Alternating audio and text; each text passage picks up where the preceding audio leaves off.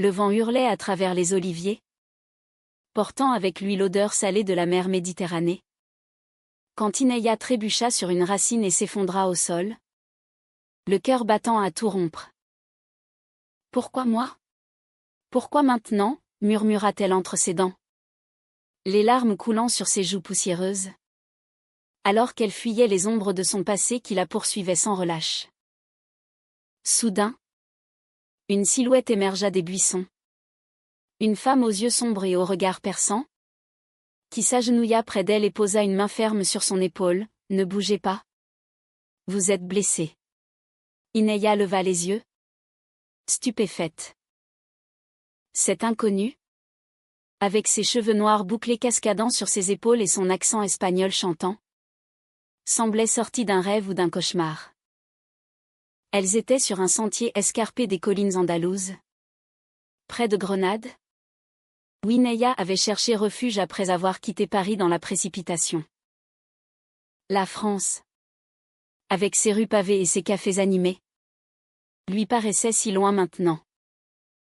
Elle avait fui une vie étouffante, un mariage arrangé par sa famille conservatrice, et une société qui ne tolérait pas ses désirs les plus profonds. Ineia, à 28 ans, avait toujours su qu'elle aimait les femmes. Mais le dire à voix haute aurait brisé tout ce qu'elle connaissait. Yasmine, c'était son nom. L'aida à se relever. « Je m'appelle Yasmine. Je vis dans un petit village pas loin d'ici. Vous avez l'air d'avoir besoin d'aide. » Sa voix était douce, mais ferme, comme les vagues qui clapotaient en contrebas. Ineia, encore sous le choc, accepta son offre. Elles marchèrent ensemble jusqu'à une petite maison en pierre blanche, nichée au milieu des orangeraies. L'air embaumait le jasmin et les épices, un mélange enivrant qui apaisa un peu l'âme tourmentée d'Ineia. À l'intérieur, Yasmine prépara un thé à la menthe, un geste simple qui rappelait à Ineia les après-midi chez sa grand-mère marocaine, un héritage qu'elle portait en elle, malgré son éducation française. « Qu'est-ce qui vous amène en Espagne ?» demanda Yasmine, s'asseyant en face d'elle sur un vieux canapé usé. Ineia hésita. Mais quelque chose dans le regard de cette femme l'encouragea à se confier. Elle raconta son histoire, la pression familiale, le fiancé imposé, la découverte de sa sexualité lors d'une nuit volée avec une amie d'université. « J'ai tout laissé derrière moi. Je ne sais même pas ce que je fais ici. » Yasmine écouta sans juger, ses yeux bruns emplis d'une empathie profonde. Elle-même avait 30 ans, originaire d'une famille andalouse traditionnelle, où les femmes étaient destinées au mariage et à la maternité. Mais Yasmine avait choisi une autre voie, elle était artiste, peignant des paysages flamboyants inspirés par les flamencos et les fêtes locales. « Moi aussi. J'ai fui, avoua-t-elle. Ma famille ne comprend pas pourquoi je refuse les hommes qu'ils me présentent. Ils disent que je suis différente, mais ils ne savent pas à quel point. » Un sourire timide illumina son visage, et Ineia sentit un frisson la parcourir. Était-ce de la reconnaissance? Ou quelque chose de plus? Les jours suivants, Ineia resta chez Yasmine. Elles explorèrent les ruelles de Grenade, visitant l'Alhambra au lever du soleil, où les arches mauresques semblaient murmurer des secrets anciens. Ineia se surprit à rire, un son qu'elle n'avait pas entendu depuis des mois. Yasmine lui montra comment danser le flamenco, ses pieds frappant le sol avec une passion qui faisait vibrer l'air. « Sentez le rythme dans votre cœur, » disait-elle, posant ses mains sur la taille d'Ineia pour la guider. Ses touches innocentes devinrent électriques, chargées d'une tension palpable. Un soir, sous un ciel étoilé, assise sur la terrasse, Yasmine confia son propre secret. « J'ai aimé une femme. Autrefois. Elle s'appelait Maria. Mais elle a choisi la sécurité. Le mariage avec un homme. Ça m'a brisé. Ineya posa sa main sur la sienne. Je comprends. Moi. Je n'ai jamais osé. Leurs regards se croisèrent. Et le monde sembla s'arrêter. Lentement. Yasmine se pencha. Et leurs lèvres se rencontrèrent dans un baiser doux. Hésitant. Puis passionné. C'était comme si toutes les barrières s'effondraient, libérant un torrent d'émotions refoulées. Mais le bonheur naissant fut vite assombri. Ineya reçut un appel de sa sœur. « Papa sait où tu es. Il vient te chercher. » La peur s'insinua en elle. Yasmine, sentant sa détresse, la serra dans ses bras. « Nous affronterons ça ensemble. » Pourtant, au fond d'elle, Ineya se demandait si cette idylle pouvait survivre aux tempêtes à venir. Les semaines passèrent, et leur relation s'approfondit. Elles se promenaient main dans la main le long des plages de la Costa del Sol, où le soleil dorait leur peau. Ineya apprit l'espagnol, riant de ses erreurs, tandis que Yasmine perfectionnait son français pour mieux comprendre les poèmes que Ineya lui lisait. Baudelaire, Rimbaud. Des vers qui parlaient d'amour interdit et de désirs inavouables. Un jour, lors d'une fête locale, un feu d'artifice illumina le ciel. Yasmine murmura à l'oreille d'Ineya, « Avec toi, je me sens vivante. » Ineya répondit par un baiser, ignorant les regards curieux des villageois. Mais la rumeur se répandit. Et bientôt, la famille de Yasmine apprit la vérité. Sa mère, une femme pieuse, vint à la maison, les larmes aux yeux. « Yasmine, qu'as-tu fait? Ceci n'est pas notre voie. » Yasmine défendit leur amour. Mais le doute s'insinua. Ineya, de son côté, luttait contre ses propres démons. Un soir, elle trouva une lettre de son ex-fiancé, envoyée par sa famille. « Reviens, ou nous te couperons les vivres. » La panique la saisit.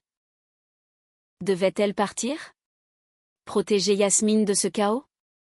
Le conflit éclata comme un orage d'été sur les collines andalouses. Ineya, rongée par l'angoisse, décida de confronter Yasmine. « Je ne veux pas te détruire, » dit-elle, la voix tremblante, alors qu'elles étaient assises sur le lit, enlacées dans la pénombre. Yasmine secoua la tête, ses yeux brillants de détermination. « Nous sommes plus fortes ensemble. Ne me laisse pas. » Mais les pressions extérieures s'intensifièrent. La sœur d'Ineya arriva à Grenade, envoyée par la famille pour la ramener. Ineya, pense à maman. Elle est malade à cause de toi. Ineya vacilla. Mais Yasmine la soutint, organisant une rencontre secrète dans un café ombragé. Là, face à sa sœur, Ineya déclara, « J'aime Yasmine. C'est ma vie maintenant. » La sœur partit en pleurs, promettant de transmettre le message. Mais Ineya savait que ce n'était que le début. Yasmine, quant à elle, affronta sa propre famille lors d'un dîner tendu. Son père, un homme austère aux mains calleuses de paysan, tonna, « Ceci est contre nature. Tu nous déshonores. » Yasmine, les larmes coulant, répondit, « L'amour n'a pas de règles. Papa. C'est ce que tu m'as appris avec maman. » Mais les mots tombèrent dans le vide. Son frère, protecteur, jura de régler ça, une menace voilée qui glaça le sang d'Ineya quand elle l'apprit. Au milieu de ces tourments, leur amour fleurit en moments volés. Une nuit, sous la lune pleine, elles firent l'amour pour la première fois, leur corps se découvrant avec une tendresse infinie. « Tu es mon monde » murmura Yasmine, traçant des lignes sur la peau d'Ineya. Celle-ci, émue aux larmes, répondit, « Et toi ?» Ma liberté. Ces instants de pure intimité les fortifiaient, rappelant pourquoi elle luttait. Pourtant, la trahison surgit d'où elle l'attendait le moins. Une amie d'enfance de Yasmine, jalouse de leur lien, répandit des rumeurs au village, Yasmine est ensorcelée par cette étrangère. Bientôt, des regards hostiles les suivaient partout. Ineya, sentant le poids, proposa de partir. Peut-être que si je m'en vais, tout s'arrangera pour toi. Yasmine refusa. Mais le doute grandissait. Un soir, lors d'une dispute houleuse, Yasmine avoua un secret enfoui, « Avant toi, j'ai eu une liaison avec une femme mariée. Ça s'est mal terminé, elle m'a abandonnée pour son mari. » Ineya se sentit trahie. « Pourquoi ne me l'as-tu pas dit plus tôt ?» cria-t-elle. Yasmine pleura, « J'avais peur de te perdre. » Elles passèrent la nuit séparées, chacune dans son coin de la maison, le cœur en miettes. Le lendemain, Ineya disparut. Elle laissa une note, « Je t'aime, mais je ne peux pas te faire souffrir plus. » Yasmine, dévastée, la chercha partout dans les rues de Grenade, sur les sentiers qu'elles aimaient.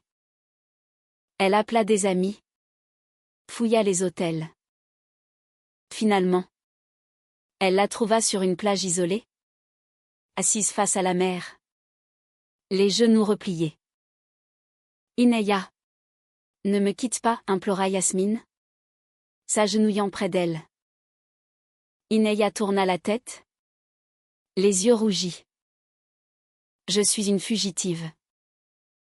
Ma famille ne lâchera pas. » Yasmine la serra contre elle. « Alors fuyons ensemble. Allons à Barcelone. Recommençons. » Leur étreinte fut passionnée, scellant un pacte fragile. Elles partirent pour Barcelone, espérant un nouveau départ. La ville vibrante, avec ses architectures de Gaudí et ses rues animées, offrit un anonymat bienvenu. Ineya trouva un emploi dans une galerie d'art, utilisant son background français pour vendre des peintures. Yasmine reprit ses toiles, inspirée par leur amour. Elles louèrent un petit appartement surplombant la Sagrada Familia, où la lumière filtrait à travers les vitraux imaginaires.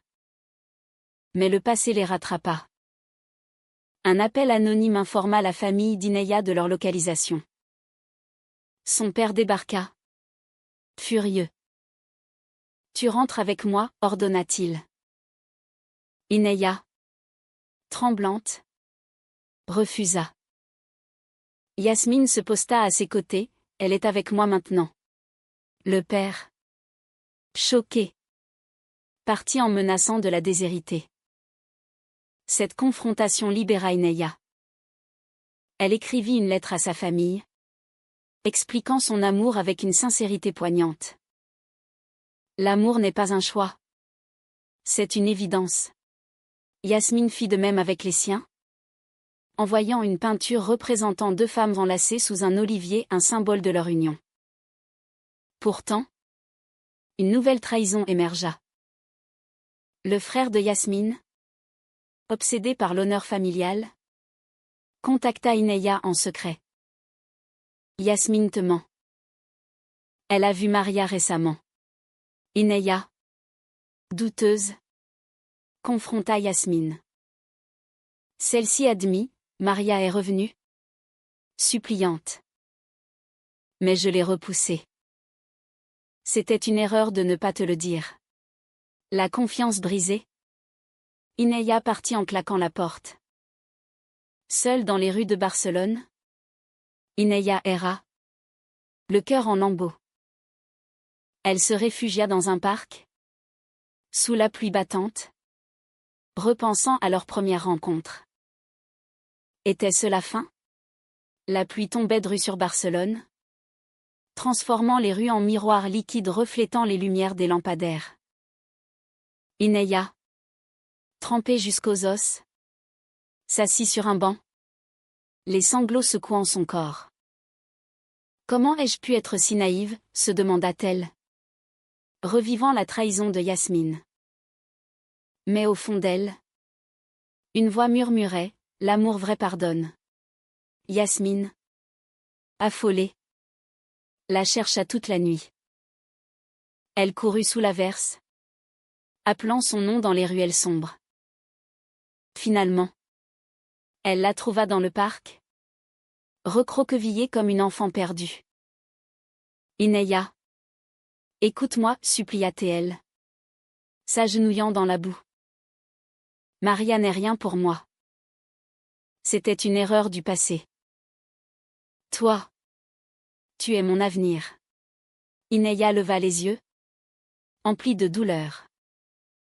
Comment te faire confiance maintenant? Yasmine prit ses mains froides. Parce que je t'aime plus que tout. Laisse-moi te prouver. Elles rentrèrent ensemble, silencieuses, mais unies par un fil invisible. Cette nuit-là, elles parlèrent jusqu'à l'aube, déversant secrets et peurs. Ma famille m'a élevée dans la peur de l'inconnu, confia Yasmine. Mais avec toi, je n'ai plus peur. Leur relation, forgée dans le feu des épreuves, devint plus forte.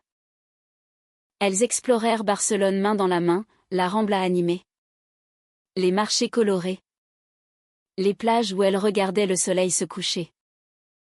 Ineya apprit à peindre aux côtés de Yasmine, leur toile mêlant couleurs françaises et espagnoles, un symbole de leur fusion. Mais le climax approchait. La famille d'Ineya, refusant d'accepter, envoya un ultimatum, reviens, ou nous te renions. Simultanément, le frère de Yasmine complota pour les séparer, répandant des mensonges sur Ineya au village. Elle est une fugitive, une menteuse, disait-il. Le point de non-retour survint lors d'une confrontation dramatique sur une falaise surplombant la mer, près de Sitges. Les familles s'étaient alliées dans leur intolérance, arrivant ensemble pour sauver leur fille. Le vent soufflait fort, les vagues s'écrasant en bas. Ineya et Yasmine se tenaient côte à côte, face à eux. Papa, maman, je vous aime. Mais je ne peux pas vivre sans elle, déclara Ineya, la voix ferme malgré les larmes. Yasmine ajouta, notre amour est pur, comme les oliviers qui résistent aux tempêtes. Le père d'Ineya, ému, hésita. La mère de Yasmine, voyant leur détermination, murmura, peut-être avons-nous tort. Mais le frère de Yasmine, furieux, s'avança menaçant. Tu choisis ça? Une vie de péché? Yasmine le défia, c'est l'amour, pas le péché. Dans un moment de tension extrême, il leva la main. Mais le père l'arrêta. Assez. Laissez-les. Les familles partirent. Vaincues mais pas convaincues. Ineya et Yasmine s'effondrèrent dans les bras l'une de l'autre. Le soleil couchant peignant le ciel en rose et or. Nous avons gagné, murmura Yasmine. Ineya répondit, pas encore tout à fait. Mais nous sommes libres. Les mois suivants furent une renaissance. Elles retournèrent à Grenade, où les villageois, touchés par leur histoire, commencèrent à les accepter. Ineya ouvrit une petite galerie, exposant les œuvres de Yasmine. Leur amour inspira d'autres, une jeune femme du village confia ses propres sentiments, trouvant du courage en elle. Pourtant, des cicatrices persistaient. Ineya rêvait parfois de son passé, se réveillant en sueur. Yasmine la berçait alors, chantant des berceuses andalouses. Leur intimité s'approfondit, mêlant passion et tendresse. Tu es ma muse, disait Yasmine en peignant Ineya nue, capturant sa beauté avec une révérence artistique. Un jour, une lettre arriva, la famille d'Inaya proposait une réconciliation. « Venez à Paris » écrivait-il. Yasmine encouragea Inaya, « Allons-y ensemble. » Le voyage fut émouvant. À Paris, sous la tour Eiffel illuminée, Inaya présenta Yasmine. « Voici la femme que j'aime. » Les larmes coulèrent. Et lentement, les ponts se reconstruisirent. De même, la famille de Yasmine s'adoucit. Lors d'une fête familiale, ils trinquèrent à leur union, bien que maladroitement. L'amour gagne toujours, dit le père de Yasmine. Ému. Inaya et Yasmine décidèrent de se marier symboliquement, sur la plage où elles s'étaient réconciliées. Vêtues de blanc, entourées d'amis, elles échangèrent des vœux. « Je te promets l'éternité, jura Inaya. Yasmine répondit, « Et je te promets la passion. » Leur vie devint un témoignage d'humanité, elles aidèrent d'autres femmes LGBT en Espagne, organisant des ateliers artistiques pour exprimer les émotions refoulées. Inaya écrivit un journal, partageant leur histoire, inspirant des milliers. Les années passèrent, tissant un tapis de souvenirs riches et complexes. Inaya et Yasmine, maintenant dans la quarantaine, vivaient entre Grenade et Paris, alternant entre la chaleur espagnole et l'élégance française. Leur maison andalouse, remplie de peintures et de livres, était un havre pour les âmes perdues des jeunes femmes fuyant l'intolérance, trouvant refuge et conseil. Inaya, avec ses cheveux grisonnants mais toujours vifs, enseignait le français aux enfants du village, infusant ses leçons de poésie romantique.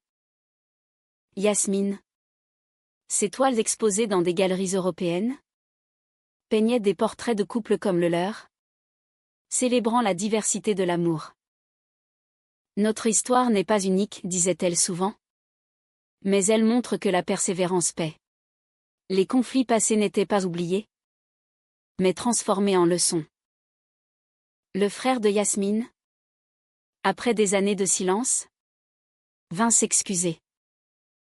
J'avais tort. J'étais aveuglé par la tradition. Yasmine l'embrassa, le pardon coulant comme un ruisseau apaisant. De même, la famille d'Inaya les invita à des fêtes, acceptant progressivement leur union. Pourtant, la vie n'était pas sans défi. Inaya luttait contre une maladie chronique, un héritage de stress accumulé.